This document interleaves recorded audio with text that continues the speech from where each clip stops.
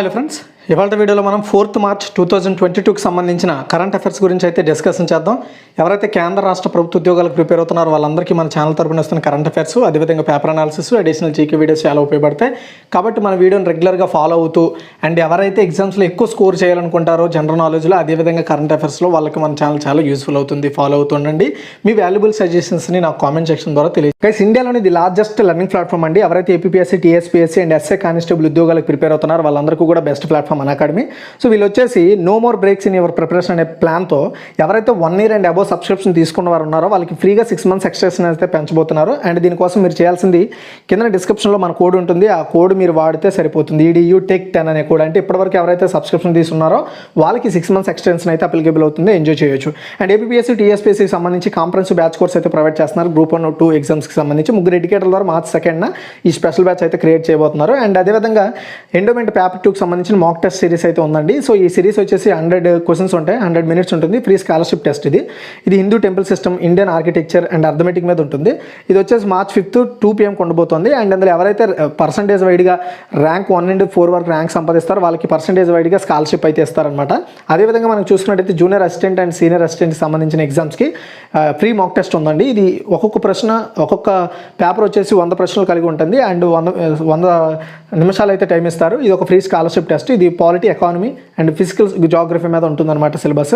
ఇందులో కూడా ర్యాంక్ 1 నుండి ర్యాంక్ 4 వరకు అయితే ర్యాంక్ సంపాదిస్తారు. వాళ్ళకి పర్సంటేజ్ వైడ్గా స్కాలర్షిప్ ఇస్తారనమాట సబ్స్క్రిప్షన్ మీద. ఇది మార్చ్ 6th 2 PM ఉండబోతుంది. అదేవిధంగా వీకెండ్ మారథాన్ కూడా ఉందండి. గ్రూప్ 4 ఎగ్జామ్స్కి సంబంధించి పర్టికులర్గా మల్టీ చాయిస్ క్వశ్చన్స్ అయితే ప్రొవైడ్ చేస్తారు. మొత్తం 8 ఎడ్యుకేటర్ల ద్వారా ఇది ప్రొవైడ్ చేస్తున్నారు. మార్చ్ 4th 7 AM స్టార్ట్ కాబోతుంది. అదేవిధంగా వీకెండ్ మారథాన్ కూడా ఉందండి. ఇందులో ఎవరైతే ఏపీ అండ్ తెలంగాణకి సంబంధించి ఎస్ఐ కానిస్టేబుల్ ఉద్యోగాలు ప్రిపేర్ అవుతున్నారు, ఇది మల్టీ చాయిస్ క్వశ్చన్స్ ద్వారా స్పెషల్ సిరీస్ స్టార్ట్ చేశారు. మార్చ్ 5th నుండి 6th వరకు ఉంటుంది. 7 AMకి మొత్తం 8 ఎడ్యుకేటర్ల ద్వారా. అండ్ మీరు ఇక్కడ ప్లస్ సబ్స్క్రిప్షన్ తీసుకున్న వాళ్ళకి వచ్చే ఫ్యూచర్లో ఏంటంటే మొత్తం సిలబస్ అయితే కవర్ చేస్తారండి. అదేవిధంగా కంప్లీట్ ఎగ్జామ్ ప్రిపరేషన్ ప్లాన్ ఉంటుంది. రెగ్యులర్గా డౌట్ క్లియరెన్స్ సెషన్స్ ఉంటాయి. ఫ్రీ టెస్ట్ సిరీస్ ఉంటాయి. వీక్లీ మాక్ టెస్ట్లు ఉంటాయి. మీకు నచ్చిన ఎడ్యుకేటర్ ద్వారా అయితే నేర్చుకునే అవకాశం ఉంటుంది. ఇందులో ఫ్రీకి ప్లస్కి డిఫరెన్స్ చూసుకుంటే ఫ్రీలు అన్నీ కూడా లిమిటెడ్, బట్ ప్లస్లో మాత్రం అన్ని కంప్లీట్ అన్లిమిటెడ్ అయితే ప్రొవైడ్ చేస్తారు. ఫ్రీలో మాత్రం అన్నీ కూడా లిమిటెడ్, అది గుర్తుపెట్టుకోండి. తర్వాత మనకి ఇక్కడ 1 month సబ్స్క్రిప్షన్ యాక్చువల్గా 1700 రూపాయలు. కానీ నేను డిస్క్రిప్షన్లో ఇక్కడ మీకు షో చేస్తుంటాను. EDU Tech 10 అనే కోడ్. ఈ కోడ్ వాడితే 1700 కాస్త 1530 రూపాయలకి రావడం జరుగుతుంది. అంటే 10% డిస్కౌంట్ ఇస్తారు. మీరు మీరు ఎన్ని మంత్స్కి తీసుకున్నా మీకు అది అప్లికేబుల్ అవుతుంది. ఎవరైతే ఇంటి దగ్గర నుండి కోచింగ్ తీసుకుందాం అనుకుంటున్నారో వాళ్ళకి ఇది ఒక బెస్ట్ ప్లాట్ఫామ్ అండి. ఎవరికైనా ఇంట్రెస్ట్ ఉంటే ట్రై చేయండి. దీనికి సంబంధించిన లింక్స్ అని కూడా నేను డిస్క్రిప్షన్లో ప్రొవైడ్ చేశాను. ట్రై చేయండి. సో ఫస్ట్ క్వశ్చన్ చూసుకుంటే, మార్చి 4న కాంపిటీషన్ కమిషన్ ఆఫ్ ఇండియా పోటీ చట్టం యొక్క ఆర్థిక శాస్త్రంపై 8వ జాతీయ సమావేశాన్ని నిర్వహించింది. ఆన్సర్ చూసుకున్నట్టయితే 7th one అండి. కాంపిటీషన్ కమిషన్ ఆఫ్ ఇండియా, దీన్ని CCI అంటారు. ఇది మార్చి 4న 2022 వర్చువల్ మోడ్లో పోటీ చట్టం యొక్క ఆర్థిక శాస్త్రంపై 7వ జాతీయ సమావేశాన్ని నిర్వహించింది. కాన్ఫరెన్స్ అనేది ఎకానమిక్స్ ఆఫ్ కాంపిటీషన్ లాపై ఆసక్తిని పెంపొందించడానికి అండ్ దాని మీద ఆర్థికవేత్తల యొక్క సమూహాన్ని సృష్టించడానికి ఒక ప్రయత్నంగా జరుపుతూ ఉంటారు ఈ కాన్క్లేవ్ని. అంటే ఒక మీటింగ్ అనమాట. ప్రధానమంత్రి ఆర్థిక సలహా మండలి సభ్యుడు నీలకంఠ మిశ్రా ఈ సదస్సులో ముఖ్య వ్యక్తిగా పాల్గొన్నారు. And competition commission of India మన ఇండియాలో ప్రధాన జాతీయ పోటీ నియంత్రకం సంస్థ. ఇది కార్పొరేట్ వ్యవహారాల మంత్రిత్వ శాఖ పరిధిలో ఒక చట్టబద్ధమైన సంస్థ. ఇది పోటీని, అంటే సంస్థల మధ్య పోటీని బాధ్యత తీసుకునే సంస్థ. యాక్చువల్గా 2 కంపెనీలు కలిసిపోవాలనుకున్నా లేదా విడిపోవాలనుకున్న దానికి సంబంధించిన రిలేటెడ్ ఇన్ఫర్మేషన్ని వాటిని నియంత్రించే మార్గదర్శకాలను నియంత్రించే హక్కును కలిగి ఉంటుందన్నమాట ఈ సంస్థ. అండ్ ఈ కమిషన్ 14 అక్టోబర్ 2023 స్థాపించారు. మే 2009లో ధనేంద్ర కుమార్ మొదటి చైర్మన్గా దీనికి పనిచేశారు. ప్రస్తుత చైర్మన్ వచ్చేసి అశోక్ కుమార్ గుప్తా 2018లో ఈ పాత్ర నియమితులయ్యారు. ఇప్పుడు ప్రజెంట్ ఆయనే కంటిన్యూ అవుతున్నారు. తర్వాత సెకండ్ వన్, ఏ రక్షణ మాజీ దళాధిపతి సునీత్ ఫ్రాన్సిస్ రోడ్రిగ్స్ కన్నుమూశారు అంటే ఇండియన్ ఆర్మీ అండి. మీరు పేరు చూస్తే మేబీ మీకు ఫారెన్ రిలేటెడ్ అనిపించవచ్చు, కానీ అతను మన ఇండియాకే సర్వ్ చేశారనమాట. ఇండియన్ ఆర్మీలో ఆయన చీఫ్గా మాజీ army chief general Sunith Francis Rodrigues చనిపోయారు. ఆయన చనిపోయేటప్పటికి ఆయన ఏజ్ 88 years. అండ్ 1990 మరియు 1993 మధ్య ఆయన మన ఇండియన్ ఆర్మీకి నాయకత్వం వహించాడు, అధిపతిగా ఉన్నాడు. అండ్ 2004 మరియు 2010 మధ్య పంజాబ్ గవర్నర్గా వర్క్ చేశారనమాట. సైన్యంలో తన 40 ఏళ్ళకి పైగా విశిష్ట సేవలు అందించారు. అతను జాతీయ భద్రతా సలహా బోర్డులో 2 పర్యాయాలు పనిచేశారు. తర్వాత థర్డ్ వన్, సూక్ష్మ చిన్న మరియు మధ్య తరహా పరిశ్రమలు ప్రోత్సహించడానికి నేషనల్ స్టాక్ ఎక్స్చేంజ్ ఏ రాష్ట్రంతో ఒప్పందం కుదుర్చుకుంది? చాలా ఇంపార్టెంట్. ఆన్సర్ వచ్చేసి తెలంగాణ అండి. ఎన్ఎస్సి అంటారు. ఎన్ఎస్సి అంటే నేషనల్ స్టాక్ ఎక్స్చేంజ్. మన తెలంగాణ రాష్ట్రంలో ఎంఎస్ఎంఈ అంటే సూక్ష్మ, చిన్న మరియు మధ్య తరహా పరిశ్రమలు ఉంటాయి కదా, వాటిని ప్రోత్సహించడానికి, అలాంటి సంస్థలకు మద్దతు ఇవ్వడానికి అన్ని విధాలుగా తెలంగాణ రాష్ట్ర ప్రభుత్వంతో కలిసి పనిచేస్తామని నేషనల్ స్టాక్ ఎక్స్చేంజ్ ఎన్ఎస్సి అయితే ప్రకటించింది. అయితే ఈ ఒప్పందంలో భాగంగా ఏం చేస్తారంటే ఈ ఎంఎస్ఎంఈ సంస్థలు ఏవైతే ఉంటాయో వాళ్ళకి ఈ ఎన్ఎస్సి యొక్క అడ్వాంటేజెస్ ఏంటి, అసలు ఎన్ఎస్సి అంటే ఏంటి, అవి కంపెనీలకు ఎందుకు అవసరం, ఇలాంటి వాటి మీద తెలంగాణ ప్రభుత్వంతో కలిసి ఆ ఎంఎస్ఎంఈ సంస్థలకి ట్రైనింగు, సెమినార్లు, క్యాంపులు, నాలెడ్జ్ సెషన్లు, రోడ్ షోలు, వర్క్షాప్లు అనేవి నిర్వహించి ఆ సంస్థలకి అవగాహన పెంచుతారనమాట. తర్వాత 4th వన్, ఢిల్లీ టీచర్స్ యూనివర్సిటీని ఎవరు ప్రారంభించారు అంటే శ్రీ మనీష్ సిసోడియా. శ్రీ మనీష్ సిసోడియా వచ్చేసి ఆయన ప్రజెంట్ ఢిల్లీకి ఉప ముఖ్యమంత్రి అని చెప్పొచ్చు. చూడండి, ఇది ప్రారంభించిన photo. BA, BEd and BSc, BEd వంటి ఏవైతే ప్రోగ్రామ్స్ ఉంటాయో లైక్ కోర్సెస్, వాటిని అందించే ఢిల్లీ టీచర్స్ యూనివర్సిటీని ఢిల్లీ ఉప ముఖ్యమంత్రి మనీష్ సిసోడియా గారు స్టార్ట్ చేశారు ఈరోజు. అండ్ ఎవరైతే టీచర్లు అవ్వాలని కళ ఉంటుందో వాళ్ళకి పర్ఫెక్ట్ కోర్సెస్ని ప్రొవైడ్ చేస్తుంది అనమాట. పర్టికులర్గా ఎక్కువ మందిని టీచర్స్ని తయారు చేయడమే ఈ యూనివర్సిటీ యొక్క ఉద్దేశం అనమాట. అండ్ ఢిల్లీలో ఇదే ఫస్ట్ టీచర్స్ యూనివర్సిటీ. అండ్ మన ఇండియాలో కూడా స్పెషల్గా టీచర్స్ కంటూ ఒక యూనివర్సిటీ కలగడం కూడా ఢిల్లీయే, అది కూడా మీరు గుర్తుపెట్టుకోండి. స్కూల్సెస్లో టీచర్ యొక్క ప్రాముఖ్యతను ఇంకా పెంచాలి, వాళ్ళ నాలెడ్జ్ని ఇంకా పెంచాలనే ఉద్దేశంతో పర్టికులర్గా ఈ యూనివర్సిటీని స్టార్ట్ చేశారు. తర్వాత 5th వన్, రాజస్థాన్ హైకోర్టు తాత్కాలిక ప్రధాన న్యాయమూర్తిగా ఎవరు బాధ్యతలు స్వీకరించారు? ఆన్సర్ చూసుకున్నట్టయితే ఎంఎం శ్రీవాస్తవ అండి. ఇక్కడ కనబడుతున్న వ్యక్తే ఎంఎం శ్రీవాస్తవ. బ్యాక్గ్రౌండ్లో ఉన్నది వచ్చేసి రాజస్థాన్ హైకోర్టు. ప్రస్తుత రాజస్థాన్ హైకోర్టు ప్రధాన న్యాయమూర్తిగా అఖిల్ ఖురేషి పదవి విరమణ చేసిన తరువాత జస్టిస్ ఎంఎం శ్రీవాస్తవ మార్చి 7, 2022 నుండి రాజస్థాన్కి ఆ హైకోర్టుకి టెంపరరీ అంటే యాక్టింగ్ చీఫ్ జస్టిస్గా బాధ్యతలు స్వీకరించబోతున్నారనమాట. అండ్ భారత రాజ్యాంగంలోని ఆర్టికల్ 223 ద్వారా అందించబడిన అధికారాలు వాడుకుంటూ ఆయన్ని అంటే యాక్టింగ్ చీఫ్ జస్టిస్గా నియమించారనమాట శ్రీవాస్తవని రాజస్థాన్ హైకోర్టుకి. గుర్తుపెట్టుకోండి, రాజస్థాన్ హైకోర్టులో ప్రజెంట్ 50 మంది న్యాయమూర్తులు ఉన్నారు. ప్రస్తుతం ఇది 27 మంది న్యాయమూర్తులతో పనిచేస్తుంది. యాక్చువల్గా 50 మంది న్యాయమూర్తులు ఉండాలి రాజస్థాన్కి, కానీ ఇప్పుడు 27 మందితోనే రన్ అవుతుందన్నమాట. తర్వాత 6th వన్, ప్లాస్టిక్ రీసైక్లింగ్ మరియు వేస్ట్ మేనేజ్మెంట్పై అంతర్జాతీయ సమ్మిట్ 2022ని ఎవరు ప్రారంభించారు అంటే శ్రీ భాను ప్రతాప్ సింగ్ వర్మ. ఈ ఫోటోలో కనబడుతున్న వ్యక్తి అనమాట ఆయన, శ్రీ భాను ప్రతాప్ సింగ్ వర్మ.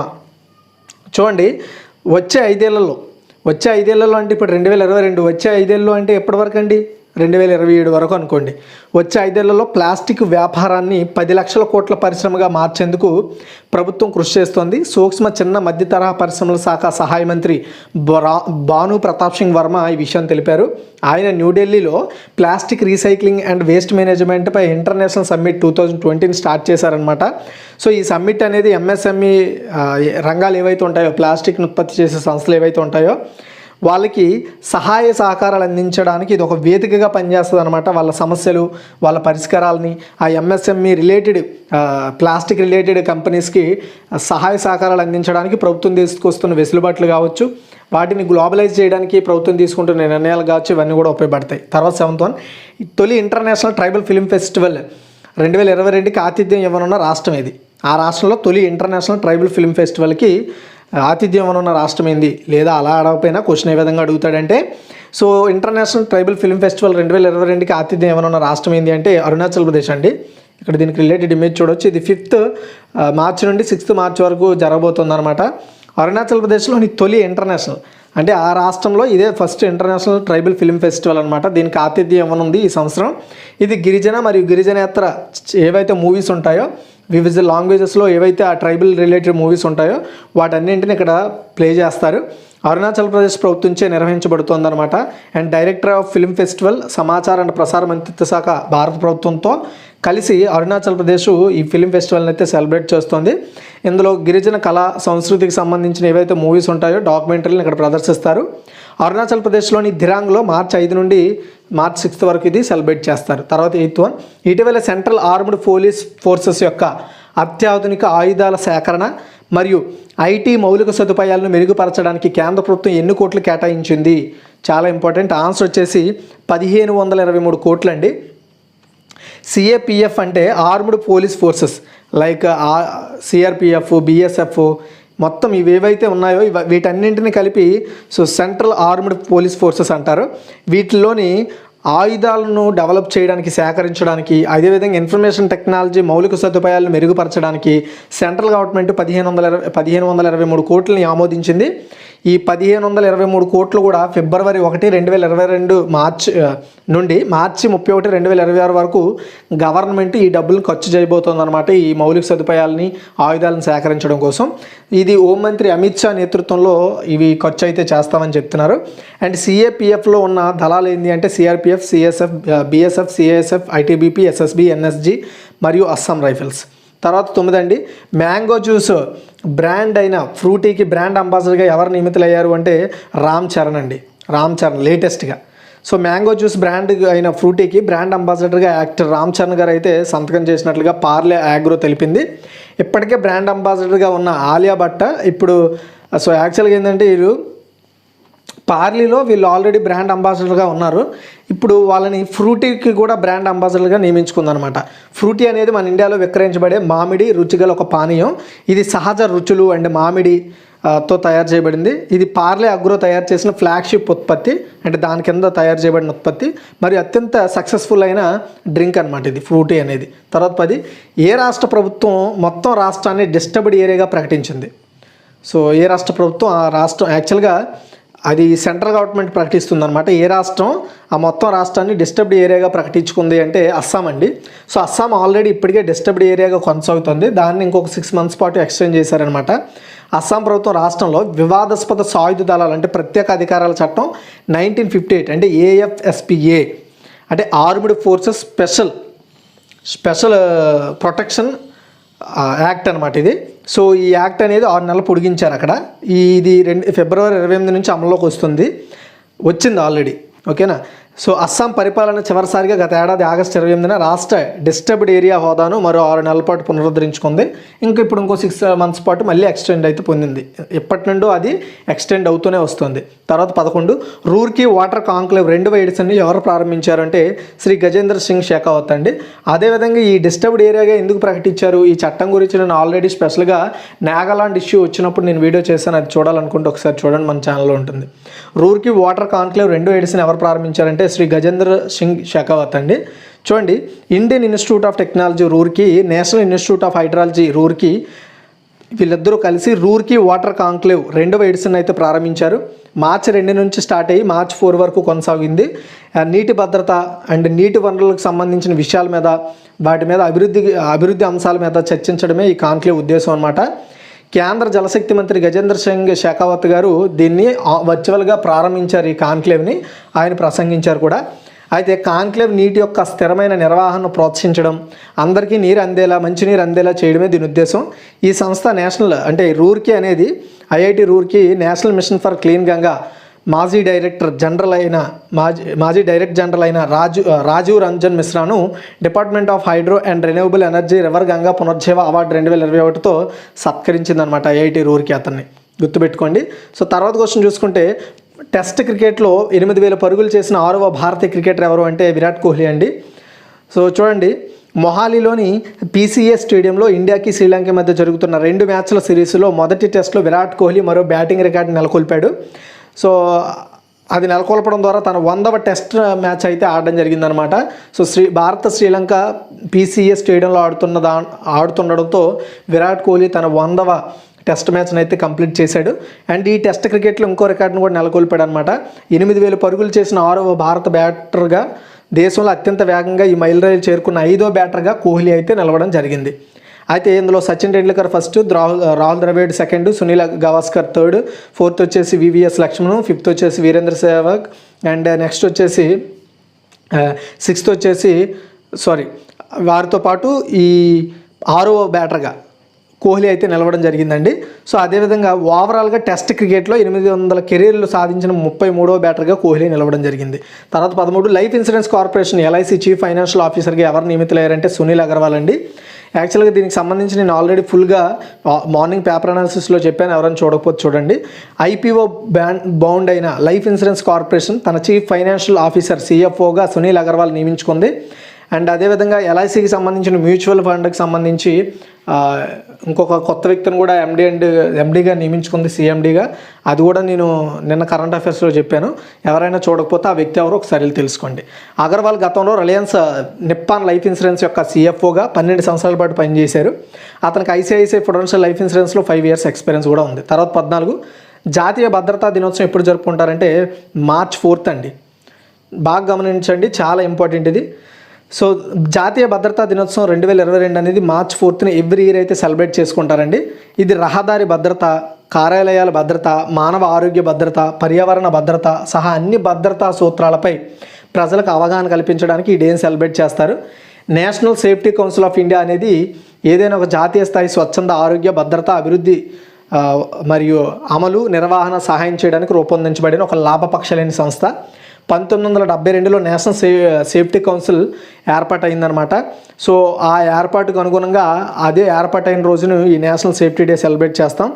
March 4, 1966 కార్మిక మరియు ఉపాధి మంత్రిత్వ శాఖ భద్రత, ఆరోగ్యం మరియు పర్యావరణ రంగాల్లో స్వచ్ఛంద దినచర్యను అభివృద్ధి చేయడానికి ఈ కౌన్సిల్ని ఏర్పాటు చేసింది. ఈ సంవత్సరం థీమ్ ఏంటి అంటే nurture young minds, develop safety culture. తర్వాత 15 అండి, ఏ దేశ ప్రముఖ క్రీడాకారుడు షేన్ వార్న్ కన్ను మూసాడు అంటే సో యాక్చువల్గా ఇక్కడ తప్పిచ్చానండి. ఏ దేశ ప్రముఖ క్రీడాకారుడు షేన్ వార్న్ కన్ను మూసారంటే ఆస్ట్రేలియా అండి. ఇక్కడ ఆప్షన్స్ కూడా తప్పిచ్చాను, బట్ రైట్ వచ్చేసి ఆస్ట్రేలియా. గుర్తుపెట్టుకోండి, ఆస్ట్రేలియా. Okay, Australia. చూడండి, సో ప్రపంచ స్పిన్ బౌలింగ్ దిగ్గజాల్లో ఒకడు ఆస్ట్రేలియా స్పిన్ లెజెండ్ అయిన షేన్ వార్న్ హఠాన్మరణం పాలయ్యాడు. ఆయన హార్ట్ అటాక్ వల్ల 52 సంవత్సరాల ఏజ్లో చనిపోయారండి. సో అతని కెరీర్లో 145 టెస్టులు ఆడిన షేన్ వార్న్ 708 వికెట్లు తీశాడు. 194 వన్డేల్లో 293 వికెట్లు పడగొట్టాడు. అనేక రికార్డులు ఈయనకున్నాయి. మీరు ఇంకా చదవాలంటే గూగుల్లో చదవచ్చు. మీకు ఖచ్చితంగా ఇది ఫ్యూచర్లో చాలా ఇంపార్టెంట్ క్వశ్చన్ కింద వస్తుంది, గుర్తుపెట్టుకోండి. సో ఈయన ఆస్ట్రేలియా ప్రముఖ క్రీడాకారుడు అండి, క్రికెట్ క్రీడాకారుడు షేన్ వార్న్, గుర్తుపెట్టుకోండి. సో ఇది గైస్ ఈరోజు వీడియో. మీకు నచ్చితే లైక్ చేయండి, షేర్ చేయండి. మరిన్ని అప్డేట్స్ కోసం మన ఛానల్ ఫాలో అవుతుండండి. ఒకసారి క్విక్ రివ్యూ చూద్దాం. March 4 competition commission of India పోటీ చట్టం యొక్క ఆర్థిక శాస్త్రంపై ఎన్నో జాతీయ సమావేశాన్ని ఏర్పాటు చేసిందంటే 7th. ఏ రక్షణ మాజీ దళాధిపతి సునీత్ ఫ్రాన్సిస్ రోడ్రిగ్స్ కనుమూసారు అంటే ఇండియన్ ఆర్మీ. తర్వాత క్వశ్చన్ చూసుకుంటే సూక్ష్మ, చిన్న మరియు మధ్య తరహా పరిశ్రమలు ప్రోత్సహించడానికి నేషనల్ స్టాక్ ఎక్స్చేంజ్ ఏ రాష్ట్రంతో ఒప్పందం కుదుర్చుకుందంటే తెలంగాణ. ఢిల్లీ టీచర్స్ యూనివర్సిటీని ఎవరు ప్రారంభించారంటే సిసోడియా అండి, మనీష్ సిసోడియా. అండ్ రాజస్థాన్ హైకోర్టు తాత్కాలిక ప్రధాన న్యాయమూర్తిగా ఎవరు బాధ్యతలు స్వీకరించారంటే MM Srivastava. Plastic recycling and waste మేనేజ్మెంట్పై అంతర్జాతీయ సమ్మిట్ 2020 ఎవరు ప్రారంభించారంటే శ్రీ భాను ప్రతాప్ సింగ్ వర్మ. తర్వాత క్వశ్చన్ చూసుకున్నట్టయితే తొలి ఇంటర్నేషనల్ ట్రైబల్ ఫిల్మ్ ఫెస్టివల్ 2022కి ఆతిథ్యం ఉన్న రాష్ట్రం ఏంటి అంటే అరుణాచల్ ప్రదేశ్. ఇటీవల సెంట్రల్ ఆర్మీ పోలీసెస్ యొక్క అత్యాధునిక ఆయుధాల సేకరణ మరియు ఐటీ మౌలిక సదుపాయాలు మెరుగుపరచడానికి కేంద్ర ప్రభుత్వం ఎన్ని కోట్లు కేటాయించిందంటే 1523 కోట్ల రూపాయలండి. మ్యాంగో జ్యూస్ బ్రాండ్ ఫ్రూటీకి బ్రాండ్ అంబాసిడర్గా ఎవరు నియమితులయ్యారంటే రామ్ చరణ్. ఏ రాష్ట్ర ప్రభుత్వం యొక్క రాష్ట్రాన్ని డిస్టర్బ్డ్ ఏరియాగా ప్రకటించింది అంటే అస్సాం. మళ్ళీ 6 months ఎక్స్టెండ్ అయితే అయ్యింది. రూర్కి వాటర్ కాంక్లేవ్ 2 ఎడిషన్ ఎవరు ప్రారంభించారంటే శ్రీ గజేంద్ర సింగ్ షెకావత్. తర్వాత క్వశ్చన్ చూసుకున్నట్టయితే టెస్ట్ క్రికెట్లో 800 పరుగులు చేసిన 6వ భారత క్రికెట్ ఎవరు అంటే విరాట్ కోహ్లీ అండి. తర్వాత life insurance corporation of chief financial ఆఫీసర్గా ఎవరు నియమితులయ్యారు అంటే సునీల్ అగర్వాల్. తర్వాత జాతీయ భద్రతా దినోత్సవం ఎప్పుడు జరుపుకుంటారంటే March 4వ. అండ్ ఏ దేశ ప్రముఖ క్రికెట్ క్రీడాకారుడు షేన్ వార్న్ కన్నుమూసాడంటే ఆస్ట్రేలియా అండి. Thanks for watching. ఈ వీడియో చూసినందుకు లైక్ చేయండి, షేర్ చేయండి. మరిన్ని అప్డేట్స్ కోసం మన ఛానల్ ఫాలో అవుతుండండి. అండ్ నేను ఇక్కడ మెన్షన్ చేసిన ప్రతి ఒక్కరు కూడా ఆస్ట్రేలియా మెయిన్ టీంలో ఆడిన వ్యక్తులే. అది కూడా మీరు గుర్తుపెట్టుకోండి వీలైతే వాళ్ళ పేర్లను. ఓకేనా? సో